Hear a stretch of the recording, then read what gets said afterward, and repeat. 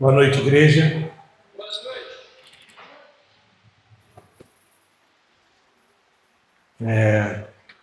Esse louvor de oferta estava tocando e ele tem um pedaço que diz que leva-me ao lugar onde só você e eu estejamos nesse momento. E que mesmo aqui, em meio a tanta gente aqui na igreja, que possa ser uma noite onde você e o Senhor estejam conectados. Porque grandes coisas o Senhor tem para fazer na nossa vida. E essa noite não vai ser diferente. O Senhor tem grandes coisas para fazer na nossa vida. Só que é uma noite diferente. Geralmente eu começo dizendo a palavra que o Senhor vai fazer, ou o Senhor te chamou aqui essa noite porque Ele quer fazer na tua vida. Só que essa noite é diferente. Essa noite o primeiro passo é seu, porque Ele já fez o que Ele tinha que fazer na tua vida. A escolha agora é sua, de continuar onde você está ou de alcançar algo novo no Senhor. Obrigado, irmão. Então, vamos fechar nossos olhos, vamos orar pela palavra? Senhor Deus, Pai amado, mais uma vez, Senhor, estamos aqui nesse lugar, no Teu lugar santo, Senhor, com a oportunidade de trazer a palavra à Tua igreja, Pai. Que essa palavra possa ser, Senhor Deus, para a Tua igreja, assim como para mim foi, Senhor. Uma palavra vinda direto do Teu trono, direto do Teu coração, Senhor. Porque é uma palavra que falou comigo diretamente, continua falando e da mesma forma que ela possa falar à Tua igreja, Pai. Eu me coloco agora, Senhor Deus, na posição de servo, Pai. Me colocando, Senhor, como o menor da casa, Pai. Para que o Senhor possa, com a Tua infinita misericórdia, a Tua infinita grandeza, me usar com poder e autoridade essa noite para trazer essa palavra e falar aquilo, Senhor Deus, a qual o Senhor já tem preparado aos corações que estão aqui abertos, Senhor Deus, e prontos a receber algo de Ti, Pai. Ministra essa palavra aos nossos corações, que ela possa ficar gravada na nossa mente, Pai, e que haja uma transformação, uma metanoia, Senhor Deus, e que possamos sair daqui transformados e impactados pelo poder do Teu Espírito Santo. É o que nós Te louvamos e Te pedimos em nome de Jesus. Amém. Essa palavra ela tem um título, e o título dessa palavra é A Nova Aliança.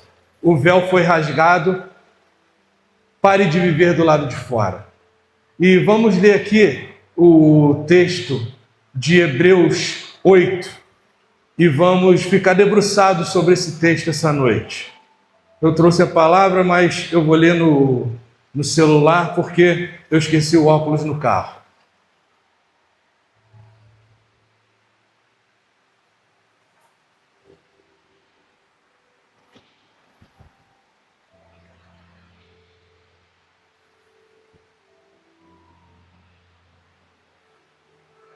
O sumo sacerdote de uma nova aliança. O mais importante do que estamos tratando é que temos um sumo sacerdote como este, o qual se assentou à direita do trono majestoso nos céus e serve no santuário, no verdadeiro tabernáculo erigido pelo Senhor, não por seres humanos. Todo sumo sacerdote é constituído para apresentar ofertas e sacrifícios. Por isso, era necessário que também este tivesse algo a oferecer. Se ele estivesse na terra, não seria sacerdote, visto que já existiam aqueles que apresentavam as ofertas prescritas por lei. Eles servem em um santuário que é cópia e sombra daquele que está nos céus, já que Moisés foi avisado quando estava para construir o tabernáculo: tenha o cuidado de fazer tudo segundo o modelo que foi mostrado a você no monte. Contudo, o ministério sacerdotal que Jesus recebeu é superior ao deles, como também a aliança da qual ele é mediador e é superior à antiga, porque se baseia em promessas superiores. Pois se aquela primeira aliança fosse perfeita, não seria necessário procurar lugar para outra. Deus, porém, achando o povo em falta, e disse: estão chegando os dias, declara o Senhor, e que farei uma nova aliança com a comunidade de Israel e com a comunidade de Judá. Não será como a aliança que fiz com os seus antepassados, quando os tomei pela mão para tirá-los da terra do Egito, visto que eles não permaneceram fiéis à minha aliança, eu também me afastei deles, diz o Senhor. Esta é a aliança que farei com o povo de Israel depois daqueles dias, diz o Senhor. Porei a minha lei na mente deles e escreverei no seu coração. Serei o Deus deles e eles serão o meu povo.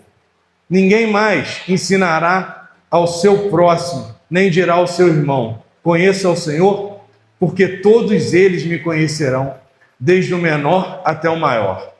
Porque eu serei misericordioso com a injustiça deles e nunca mais me lembrarei dos seus pecados. Ao chamar de nova essa aliança, ele tornou antiquada a primeira, e o que se tornou antiquado é envelhecido, está a ponto de desaparecer.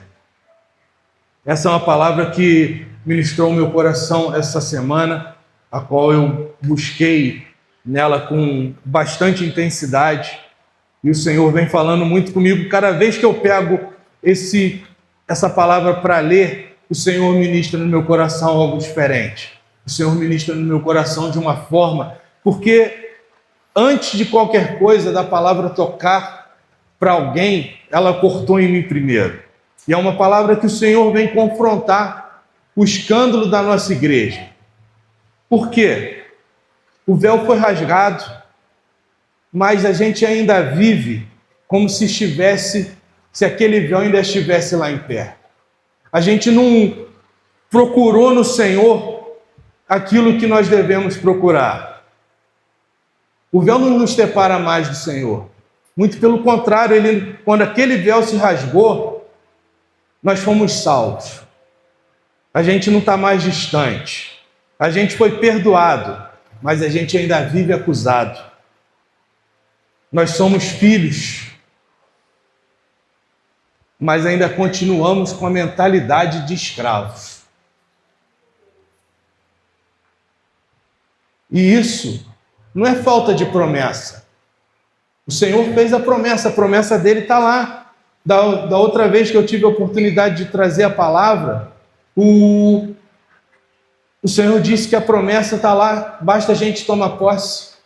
E a gente tem buscado tomar posse dessa promessa. Então, a gente continua vivendo com a mentalidade de escravo. Isso não é falta de consciência espiritual. Isso é falta de buscar realmente no Senhor aquilo que Ele tem para nós. Porque a aliança que Ele fez é muito superior às leis que outrora estavam sobre nós. Porque quando a gente estava no mundo, a gente vivia sobre as leis do mundo. Hoje não. Hoje a gente não vive mais sobre as leis do mundo. A gente vive sobre uma aliança a qual o Senhor fez com a gente. Ele já nos resgatou do cativeiro, Ele nos resgatou do pecado. Então nós fomos libertos, mas muitas das vezes a gente ainda volta para aquele lugar, a gente ainda se coloca naquele lugar onde a gente está aprisionado. A gente não tomou posse disso. Em Hebreus 8:6,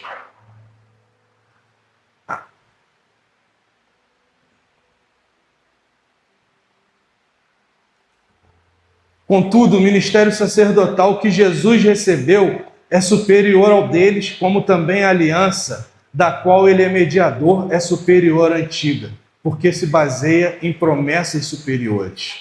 E essas promessas superiores que o Senhor tem preparado para cada um de nós, cara, é algo que é imensurável, sabe? Basta a gente buscar, confiar, se entregar. Porque se a aliança é superior, por que nós estamos vivendo de uma forma inferior? E essa é uma pergunta que o Senhor tem feito muito para mim.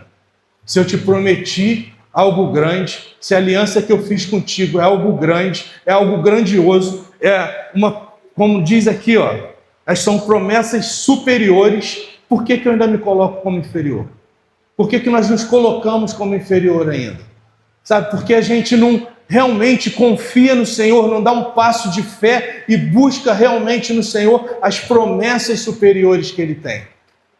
A gente não, porque é mais fácil a gente se manter como pequeno, como fraco, do que a gente dar um passo de fé no Senhor. A gente acreditar na aliança que Ele tem com a gente, acreditar na aliança que Ele fez com a gente. Porque Jesus, Ele não está de pé, mas Ele está sentado. O que isso quer dizer? Diz lá no versículo 1 e 2, o mais importante do que estamos tratando é que temos o sumo sacerdote como este, a qual se assentou à direita do trono majestoso nos céus, e serve no santuário, no verdadeiro tabernáculo erigido pelo Senhor, não por homens.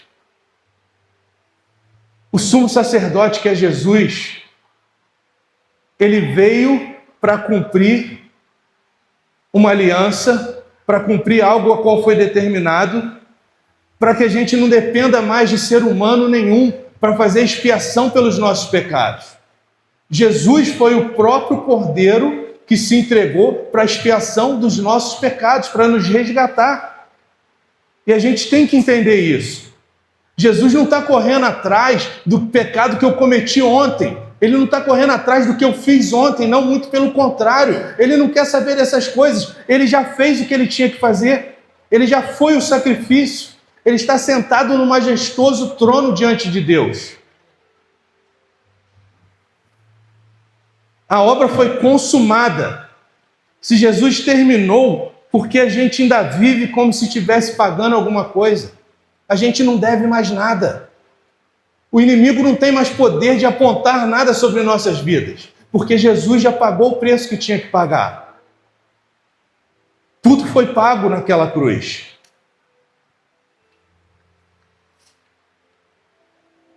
Mas o problema da antiga aliança não estava na lei.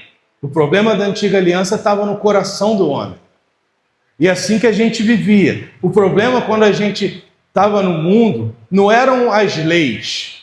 O problema era o nosso coração.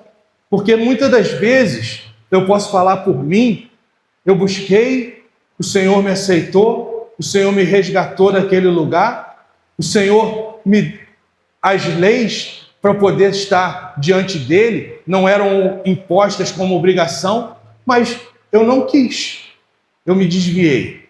Mas pela misericórdia dele, ele me deu uma nova oportunidade. E a gente tem que fazer jus dessa oportunidade. Porque no versículo 7 e 8, diz assim: pois se aquela primeira aliança fosse perfeita, não seria necessário procurar outra para o lugar.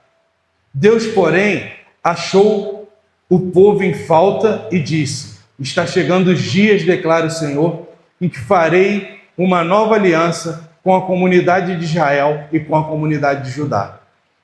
E o Senhor quer fazer contigo, comigo, quer fazer com a gente hoje uma nova aliança. Sabe? Basta a gente tomar posse disso. A gente acreditar que realmente o que Jesus fez foi uma nova aliança. Porque quando o Senhor tomou o povo lá atrás pela mão e tirou eles do cativeiro, Ele fez comigo, com muitos aqui, Ele tomou a gente pela mão e nos tirou da lama, nos tirou da escravidão do pecado, nos libertou. E o que a gente tem feito? A gente tem voltado para lá, a gente tem feito como os cachorros, com medo do próprio vômito. A gente tem se colocado como diante do Senhor? Porque a lei, ela expõe, mas a graça infinita do Senhor, ela transforma. Então não adianta a gente saber que é certo e continuar vivendo no errado. Não adianta, a gente tem que ter essa transformação. A gente precisa ser transformado. Tem que haver na nossa mente essa transformação. Porque aí sim, aí a gente vai estar vivendo o que o Deus tem preparado para nós. Porque o Senhor não quer um coração novo, comportamento novo, ele quer um coração novo, um coração transformado. No versículo 10, está assim, ó. Esta é a aliança que farei com o povo de Israel.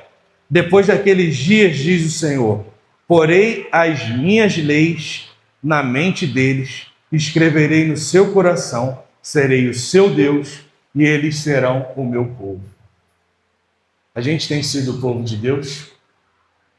Ou a gente tem vivido ainda como escravo? Porque Deus não quer mais escrever em pedras, assim como fez com Moisés quando ele desceu do monte com os mandamentos. Não, ele quer escrever no nosso coração.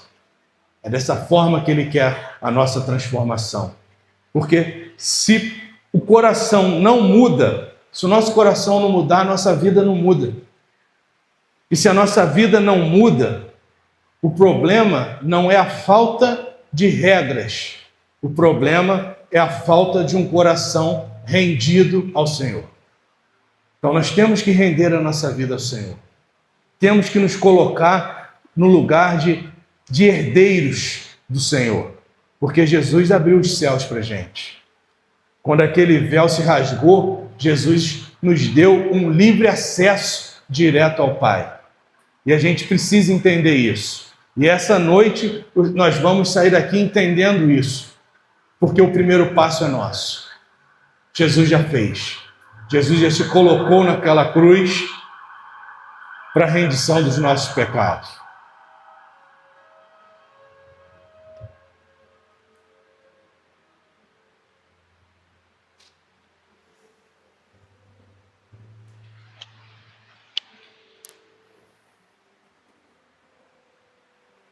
Na nova aliança,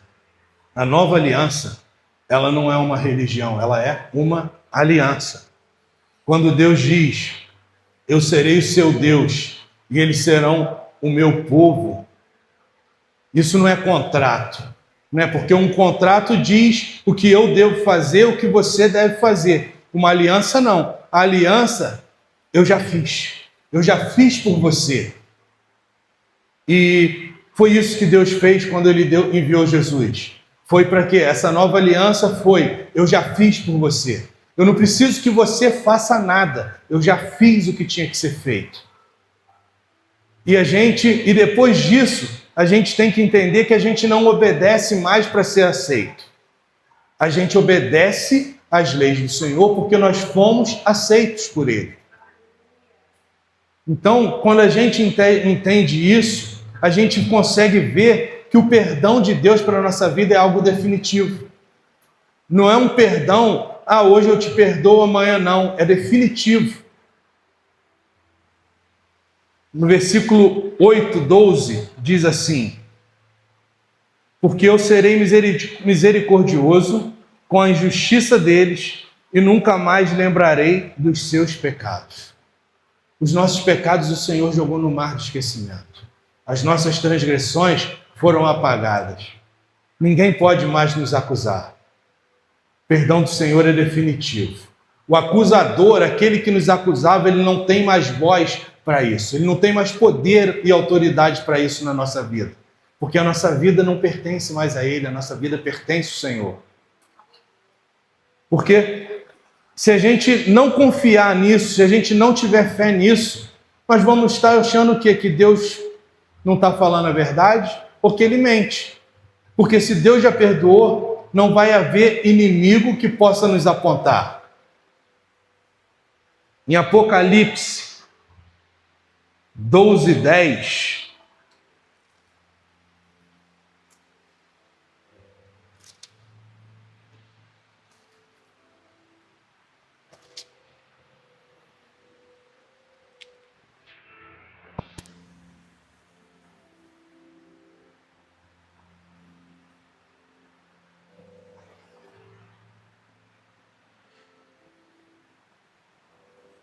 ouvi uma grande voz no céu que dizia, agora chegada está a salvação, e a força e o reino do nosso Deus e o poder do seu Cristo, porque já o acusador dos nossos irmãos é derrubado, o qual diante do nosso Deus os acusava de dia e de noite. Então aquele que nos acusava de dia e de noite foi derrotado, porque o Senhor chegou. O nosso Deus chegou na nossa vida. E houve uma transformação na nossa vida.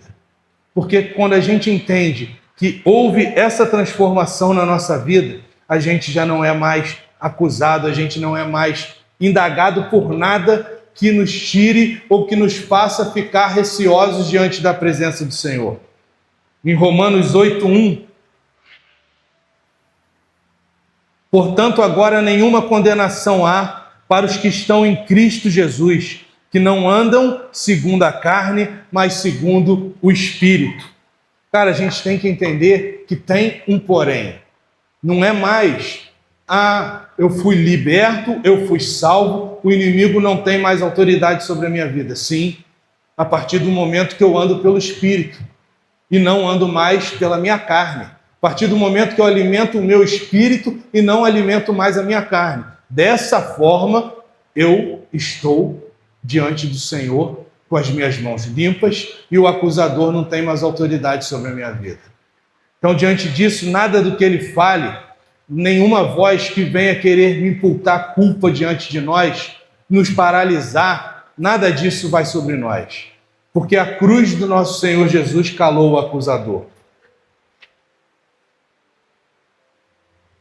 Porque o véu foi rasgado, e quando esse véu se rasgou, isso foi um convite. Não foi só um detalhe, foi um convite do nosso Deus para a gente. Mateus 27, 50, 51.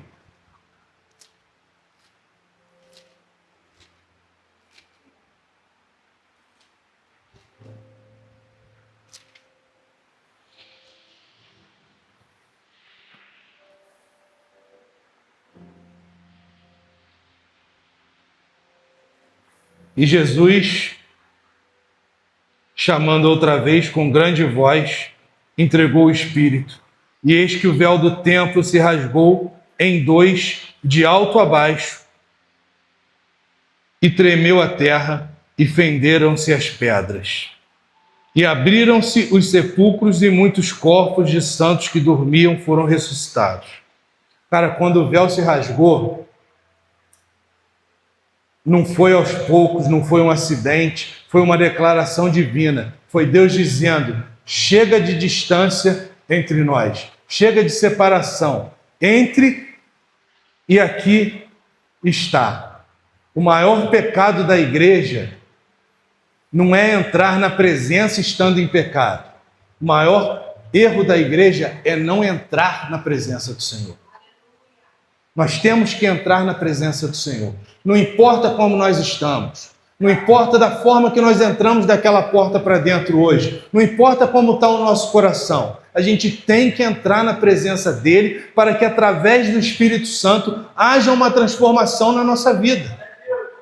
Dessa forma nós vamos ser transformados. Porque quando a gente não entra na presença dele, como eu falei no começo, a gente às vezes está dentro da igreja, mas não está prestando um culto ao Senhor. A gente vem aqui, mas não adora ao Senhor. Às vezes é melhor a gente ficar em casa do que vir aqui de qualquer jeito, se não for para entrar na presença dele. Agora, se nós saímos da nossa casa, nós viemos aqui, nós temos que entrar na presença dele. Porque, como eu falei, a aliança eu já fiz por você, já foi feito, já está consumado, o véu já se rasgou, o acesso já está direto ao Senhor, não dependo de mais ninguém para nada, eu não dependo de homem para fazer sacrifício por mim, porque Jesus já foi o sacrifício perfeito. Então eu tenho que entrar na presença do meu Deus com alegria e me colocar na presença dele, exaltando e adorando, porque temos que ser os verdadeiros adoradores a quais ele busca. Não podemos estar na presença dele de qualquer jeito.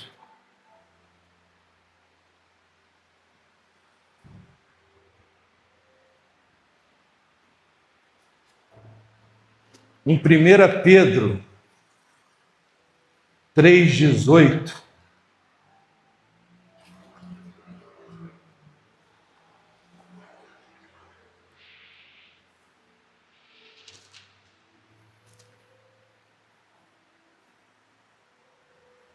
porque também Cristo padeceu uma vez pelos pecados, o justo pelo injusto, para levar-nos a Deus, mortificado na verdade, na carne, mas vivificado pelo Espírito.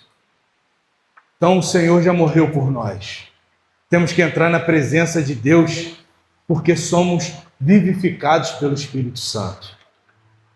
Fomos renovados pelo Espírito Santo. Porque na nova aliança o acesso é ilimitado, o acesso é direto ao Senhor. Nós não precisamos de intermediários mais. Em Hebreus 10, 19 ao 22,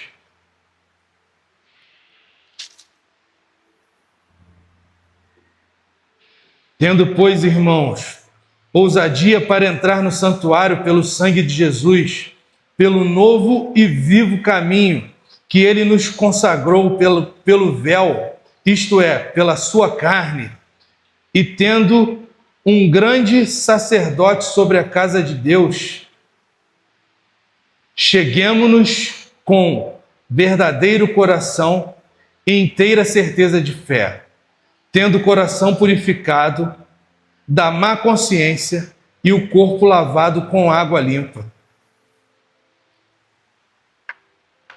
Cara, como eu falei, nós não precisamos de intermediário. A gente não precisa marcar horário. A gente não precisa se sentir digno. A gente só tem que entrar na presença dele. Só tem que adorar a ele. Só tem que buscar a ele. Sabe, entrar de todo o coração na presença dele. Porque ele achou graça em nós. Porque quando ele nos libertou do cativeiro, nos libertou do pecado, nos tirou daquela lama, ele achou graça em nós. Não foi por acaso que ele te salvou. Ele te salvou porque ele tem um plano perfeito para a tua vida. E esse plano perfeito tem que ser cumprido. E para esse plano ser cumprido, a gente tem que se colocar diante da presença dele. A gente tem que entrar diante da presença dele. A gente tem que entender que a gente tem livre acesso a ele. Que a gente não precisa mais de alguém falar palavras bonitas para nos convencer de que a aliança que ele fez com a gente é uma aliança perpétua. É uma aliança para a vida toda. E uma aliança para a eternidade foi a aliança que ele fez com a gente. Porque se a gente não entra na presença dele, não é porque a porta está fechada. É porque a gente já se acostumou a viver do lado de fora. A gente está tão acostumado a viver uma vida, uma mesmice, sabe? Coisas pequenas, que as coisas grandes que o Senhor tem para oferecer e está oferecendo para nós, às vezes a gente tem medo de entrar nessa presença. A gente tem medo de buscar isso. E a gente se acostuma a ficar do lado de fora da presença dele.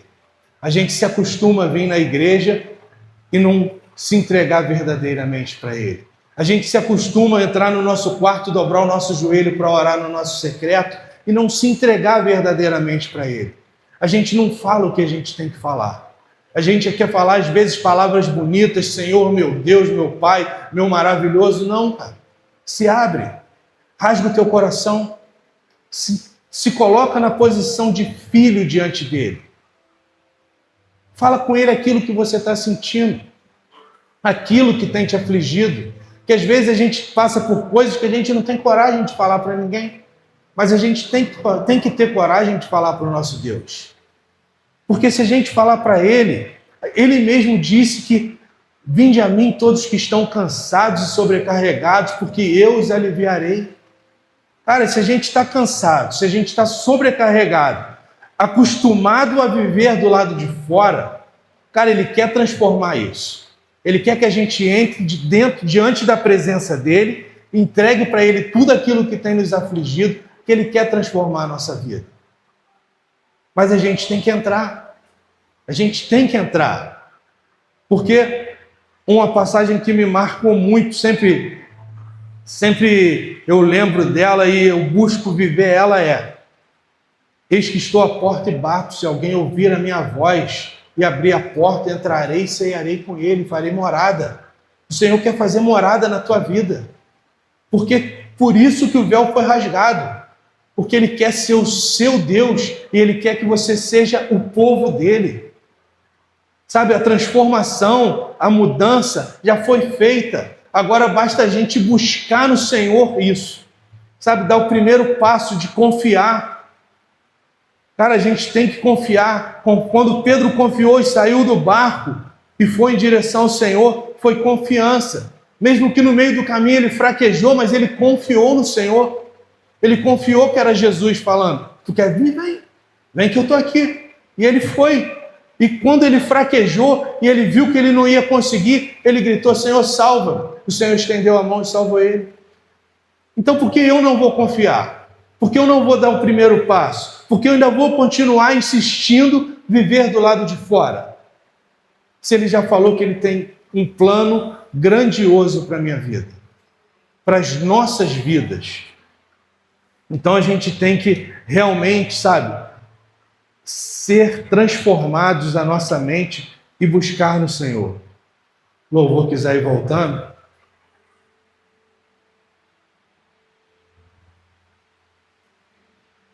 No versículo 13, ao chamar de novo essa aliança, ele tornou antiquada a primeira, e o que se torna antiquado, envelhecido, está a ponto de desaparecer. O que era antigo acabou quando Jesus se entregou naquela cruz. E nós recebemos daquele momento o Espírito Santo de Deus. Recebemos, através do Espírito Santo de Deus, a adoção do Senhor, a qual ele diz em Romanos 8,15.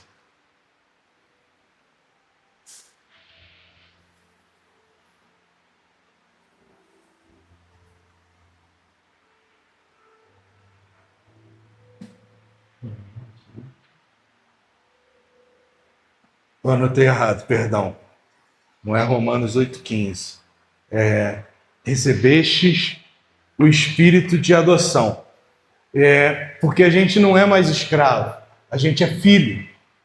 E a gente tem que entrar e se colocar no papel de filho. Sabe, o filho, ele entrega para o pai tudo aquilo que ele tem sentido, tudo aquilo que ele precisa. Porque Deus não tem pedido hoje mais da gente, Ele não está pedindo esforço, Ele está pedindo posicionamento.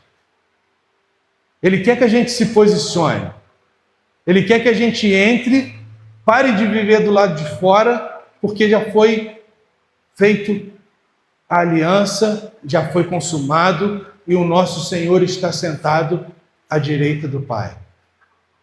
E nós temos que entender isso, sabe?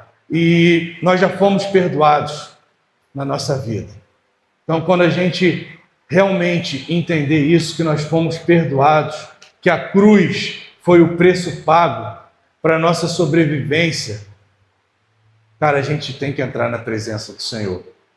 Eu te convido a ficar de pé agora, para a gente entrar na presença do Senhor de uma forma especial, adorando a Ele em espírito e em verdade, com todo o nosso ser. Porque adoração não é louvor, sabe? Adoração não é só cantar um louvor. Adoração é você se entregar. Adoração é você confiar nele. É declarar para Ele verdadeiramente aquilo que você está sentindo, sabe? E enquanto eles começam aqui a se preparar para o louvor, gostaria que você fechasse seus olhos.